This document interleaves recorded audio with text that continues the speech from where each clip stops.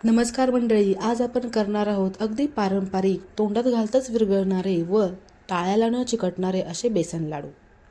फक्त काही साहित्य आणि थोडासा संयम, मग आपले तयार होतील सुगंधी बेसन लाडू. सर्वात आधी आपल्याला लागणार आहे अर्धा किलो बेसन पीठ, 400 ग्रॅम इतकी पिठी साखर, पावशरभर तूप, अर्धी वाटी बारीक रवा आणि 1 चमचाभर इतकं वेलची पावडर.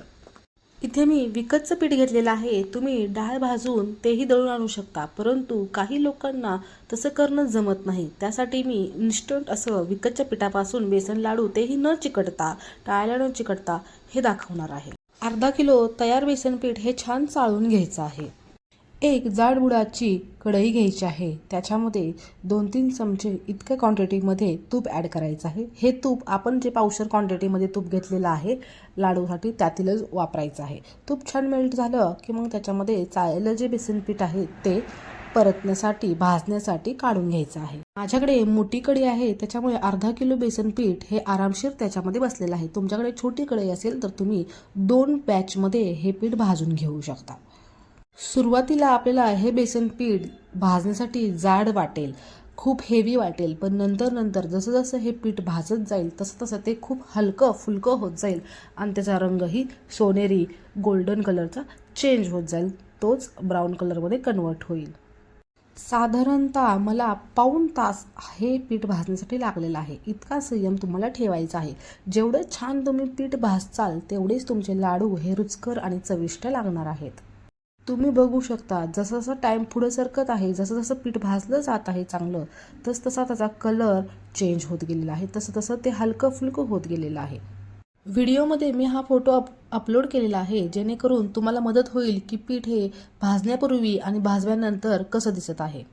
बेसन पीठ हे पूर्ण थंड झाल्यानंतरच याच्यामध्ये आपल्याला अर्धी वाटी इतका बारीक भाजलेला रवा ॲड करायचा आहे. 400 ग्रॅम इतकी साखरेची पावडर ॲड करायची आहे आणि नंतर हळूहळू प्रमाणामध्ये त्याच्यामध्ये तूप ॲड करायचं आहे. पण ही सगळी प्रोसेस जी आहे ती पूर्ण थंड झाल्यानंतरच करायची आहे.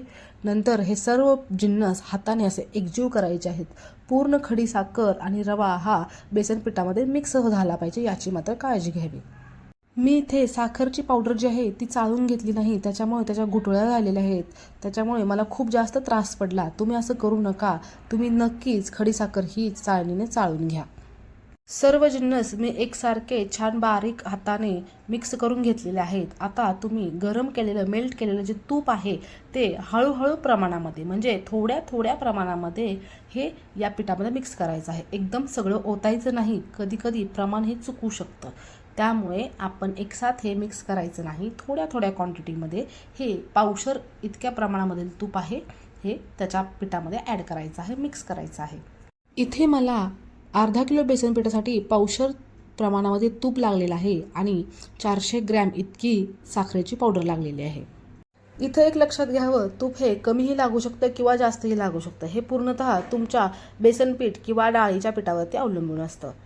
तूप हे सगळं या पिठामध्ये मिक्स करायचं आहे. तुम्ही बघू शकता मी ज्या पद्धतीने हातावरती घेऊन छान असं क्रश करत आहे, त्याच पद्धतीने तुम्ही सुद्धा करायचं आहे. असं केल्याने तूप हे एकजीव होतं, हे सर्व पदार्थ एकजीव होतात. व्हिडिओमध्ये तुम्ही बघू शकता मी अजून थोड्या 2-3 चमचे तूप ॲड केलेलं आहे. नंतर तुम्ही बघू शकता याच्या मुटक्या बनत आहेत, या पिठाच्या मुटक्या बनत आहेत. म्हणजेच आपलं हे प्रमाण तुपाचं योग्य झालेलं आहे. याच्यापेक्षा जास्त तूप याला चालणार नाही.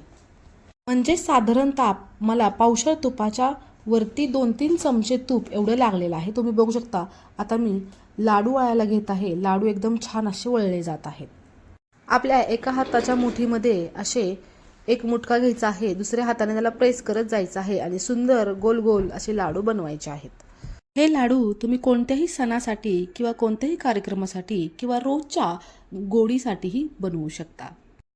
आपण घेतलेल्या साहित्यापासून आपण मीडियम आकाराचे 25 ते 30 लाडू बनवू शकतो. या बेसन पिठामध्ये आपण बारीक रव्याचा वापर केलेला आहे, त्यामुळे हे बेसन लाडू अजिबात टाळ्याला किंवा जिभेला चिटकत नाहीत. जर तुम्हाला ही बेसन लाडूची रेसिपी आवडली असेल तर नक्कीच चॅनलला सबस्क्राईब आणि लाईक करायला विसरू नका. भेटूया अशाच नवनवीन रेसिपीसह पुढच्या व्हिडिओमध्ये. तोपर्यंत खात राहा, मजेत राहा. थँक्यू.